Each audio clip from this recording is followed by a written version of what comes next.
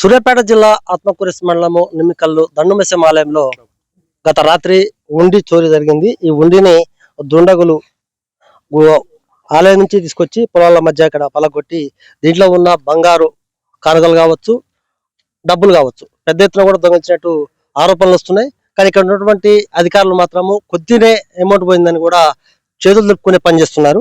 So వాస్తవానికి ఎన్నడూ లేని విధంగా ఈ ఉండి దొంగిలించారంటే దీని వెనక ఆలయ సిబ్బంది ఉన్నారా, లేకపోతే వాళ్ళ పాత్ర ఎంత ఉంది, అసలు ఎందుకు సీసీ కెమెరాలు పనిచేయడం లేదో మనం ఈవో గారు అడుగుతున్నాం. సార్ నమస్తే సార్. గతంలో ఉన్నటువంటి ఈవో గారు ఎప్పుడు కూడా ఇలాంటి సంఘటన జరగకుండా భద్రతగా ఉన్నారు. మీరు వచ్చిన తర్వాత మీ మీద కొన్ని ఆరోపణలు కూడా వస్తున్నాయి. ఈ రోజు ఉండి కూడా దొంగిలించబడ్డది. అసలు ఎందుకు మీరు దీని మీద ఎందుకు ఫోకస్ చేయలేకపోయారు? సెక్యూరిటీ మనం నైట్ వాచ్మెన్ మాకు ఉన్నాడు. అయితే నిన్న అతనికి వీక్ ఆఫ్ ఉండటం వల్ల వేరే అటెండర్ని నైట్ పండబెట్టడం జరిగింది. అతను సుస్తుందని ఇంటికి వెళ్ళి వచ్చే లోపల నైట్ 3 గంటలకి లోపల థెఫ్ట్ జరగడం జరిగింది. మేము సెక్యూరిటీ అంటే భద్రతకు సంబంధించి అన్ని ఏర్పాట్లు మేము తీసుకున్నాం. అది చుట్టూ వాల్స్ లేక ఇబ్బంది అవుతుంది, అది పెట్టేయాలని కూడా ఆల్రెడీ ప్రపోజల్ పంపించినాం. అవి రాగానే అది పని పూర్తి చేసి ఎట్లాంటి జరగకుండా మీరు గతంలో కూడా ఉండి లెక్క పెట్టడం జరిగింది. మీరు వచ్చిన తర్వాత ప్రధాన ఉండిది వాస్తవానికి దీంట్లో బంగారం వేస్తుంటారు, డబ్బులు వేస్తుంటారు. అసలు బంగారం ఎంత పోయింది అనుకుంటారు అందరూ? బంగారం అనేది చిన్న ఫస్ట్ అమ్మవారి దగ్గర ఒక ఉండి ఉంటుంది, రెండో ఉండి దీంట్లో ఉంటుంది. దీంట్లో కొంచెం ఉంటుంది, దాంట్లో కొంచెం ఉంటుంది. ఎంత అనేది మా ప్రైజ్ చేయలేదు. అంటే ప్రతిసారి లెక్క పెట్టినప్పుడు ఎంత బంగారం వస్తుంది? ఈ ఉండిలనే తిరిగి ఎంత వస్తుంటుంది? ఎంత ఒక ఉండిలో ఈ ఉండిలో అందాజ సుమారు ఎంత పడ అన్నది అంటే ఒక 20-30 గ్రాముల వెండి, 1 గ్రాము అట్లా బంగారం రావచ్చు. మరి మీరు ఒక సెక్యూరిటీ పెట్టారు కదా, ఎందుకు ఇంటికి పెట్టి కారణం ఏంటి? హెల్త్ బాగాలేదు, పోయేస్తాను ఇప్పుడు అడగటం వల్ల ఉదయం 3 గంటలకు నాకు ఇన్ఫర్మేషన్ ఇచ్చాడు. మరి ఎందుకు ఇక్కడ పోయినా అంటే ఇప్పుడు ఇంటికి పోయించాను సార్, ఈ లోపల అయిందని చెప్పి చేయడం జరిగింది. దాని మీద ఎంక్వైరీ చేసి సీసీ కెమెరాలు ఎందుకు పనిచేయట్లేదు సార్? సీసీ కెమెరాలు పనిచేస్తున్నాయి. ఇప్పుడు చూసి సార్ ఎస్ఐ గారు కూడా చూసి పనిచేస్తుంది. దాన్ని మొత్తం తీసి దాని డేటా తీసుకుంటారు సార్. ఓకే, ఇదే విషయాన్ని మనం స్థానిక ఎస్ఐ శ్రీకాంత్ గౌడ్ గారు. సార్ నమస్తే సార్.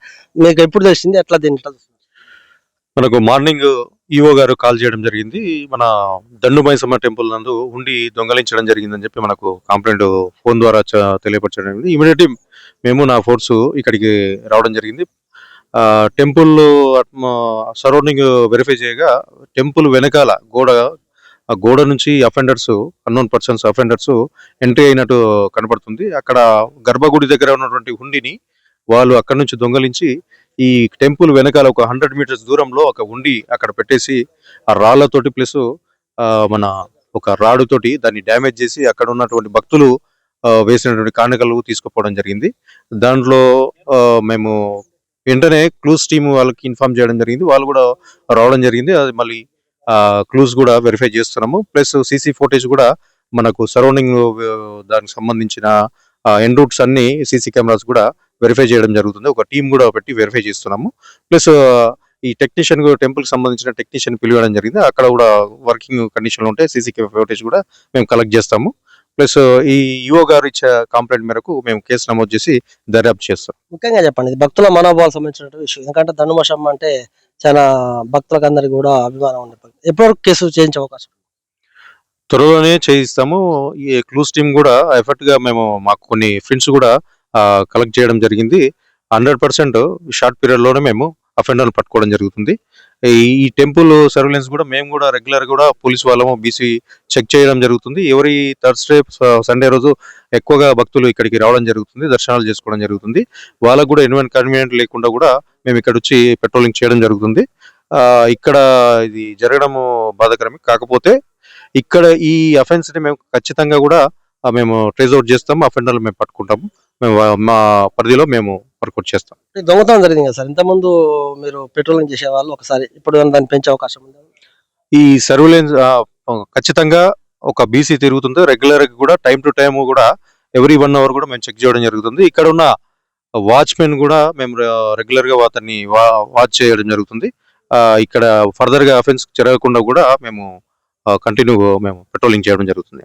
ఓకే, ఇదే విషయం చైర్మన్ గారిని అడిగి తెలుసు. చైర్మన్ గారు అసలు ఎట్లా చూస్తున్నారు సార్? ఎందుకంటే ఉండిపోవడం అనేది మామూలుగా మాట కాదు, బాధాకరమైన విషయం.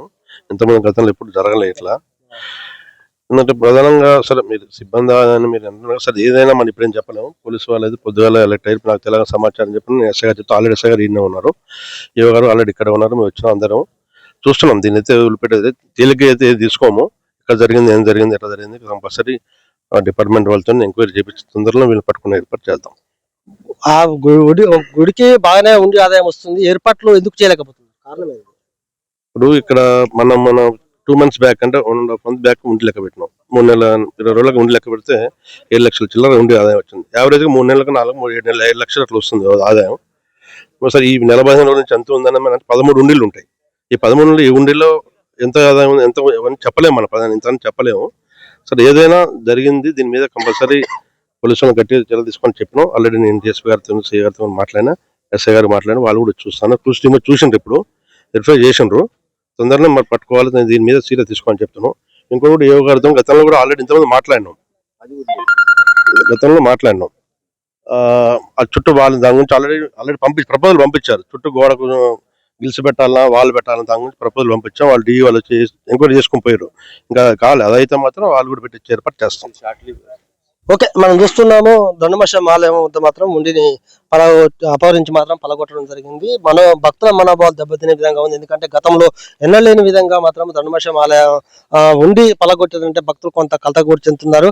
ఎందుకంటే ఇక్కడ ఉన్నటువంటి ఈవో కావచ్చు, చైర్మన్ కావచ్చు, ఇక్కడ సరైన ఏర్పాటు చేయాలని కూడా వాళ్ళు కోరుకుంటారు. ఏదేమైనా కూడా త్వరగా ఈ కేసును ఛేదించి భక్తుల మనోభావాలు దెబ్బతినకుండా ఉండాలని చూస్తున్నారు. అంతేకాదు పెద్ద ఎత్తున కూడా ఉండి ఆదాయం వస్తుంది. ఈ ఉండి ఆదాయం మొత్తం కూడా దేవాలయం ఖర్చు చేస్తే బాగుంటుంది. ఎందుకంటే ఏర్పాట్లు సరిగా ఉంటేనే బాగుంటుంది, మనోభావాలు దెబ్బతినకుండా ఉంటాయని భక్తులు కోరుతున్నారు. ఏది ఏమైనా కూడా ఈ కేసును త్వరగా ఛేదించాలని కూడా పోలీసులు కోరుకుంటున్నారు.